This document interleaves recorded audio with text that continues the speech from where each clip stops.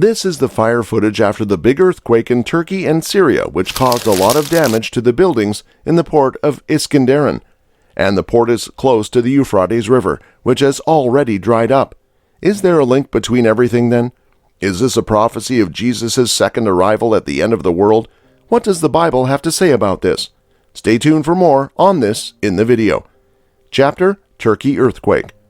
On February 6, 2023, an earthquake with a magnitude of 7.8 hit the south and center of Turkey, as well as the north and west of Syria. It happened 34 kilometers west of the city of Gaziantep at 4:17 a.m. Turkey time and was as strong as an 11 on the Mercalli scale. 9 hours later, in the Kahramanmaraş province, 95 kilometers to the north-northeast, there was an MW 7.7 earthquake.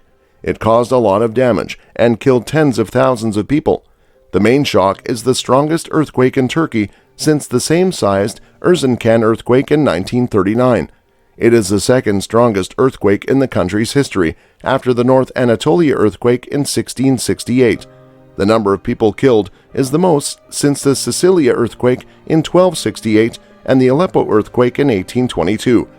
It is the deadliest earthquake in Turkey since the country was founded in 1923, and the deadliest earthquake in the world since the 2010 Haiti earthquake. It is the fifth worst earthquake in the 21st century in terms of deaths.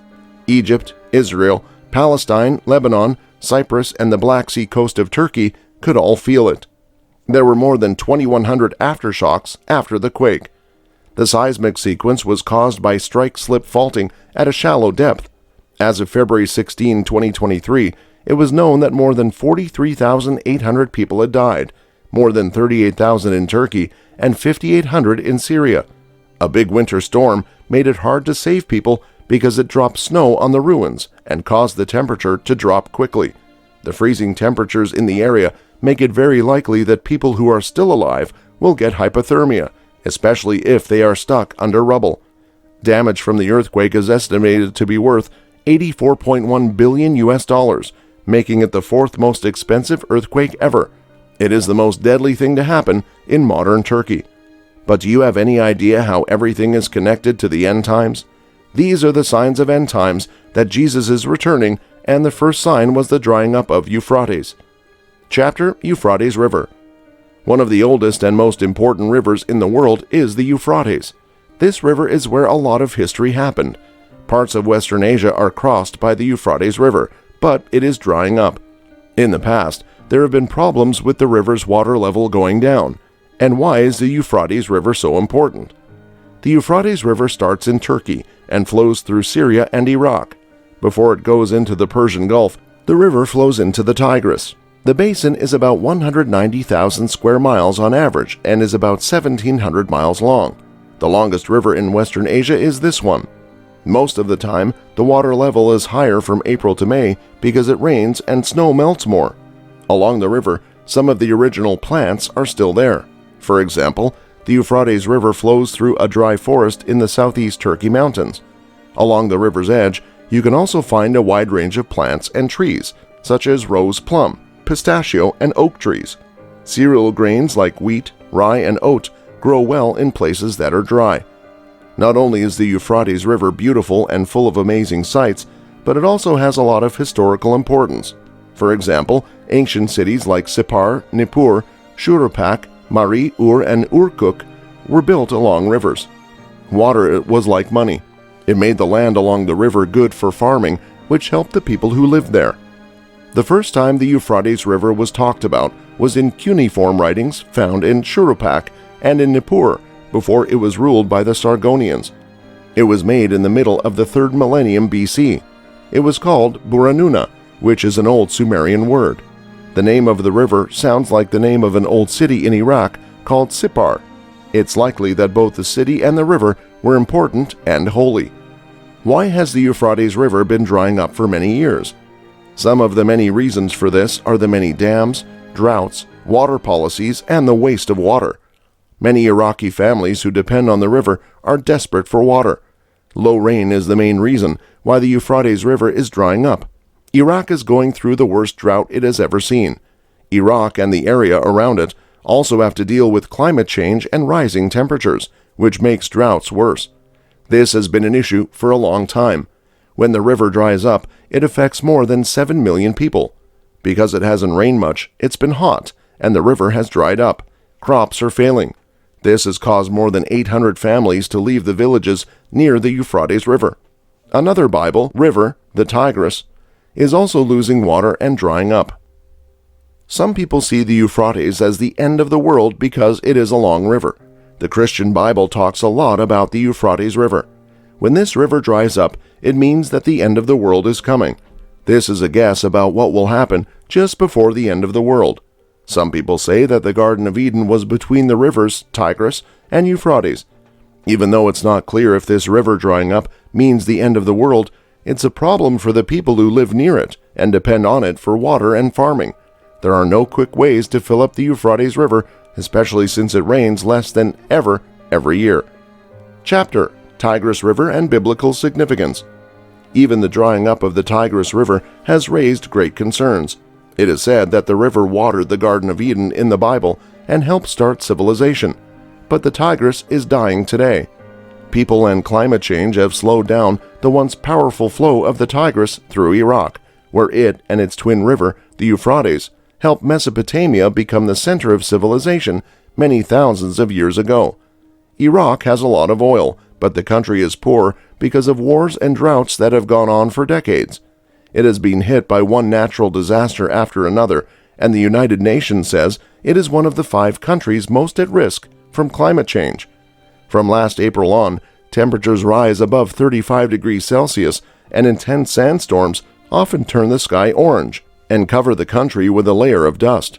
During the hellish summers, the temperature can get as high as 50 degrees Celsius, which is close to the limit of what people can handle. Frequent power outages keep millions of people from using air conditioning.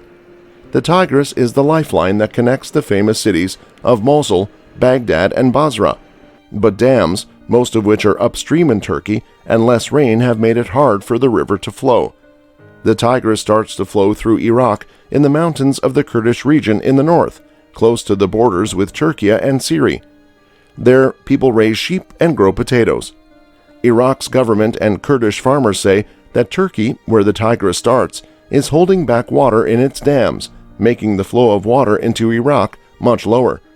According to official Iraqi data, the level of the Tigris where it flows into Iraq is now only 35% of its average level over the past 100 years.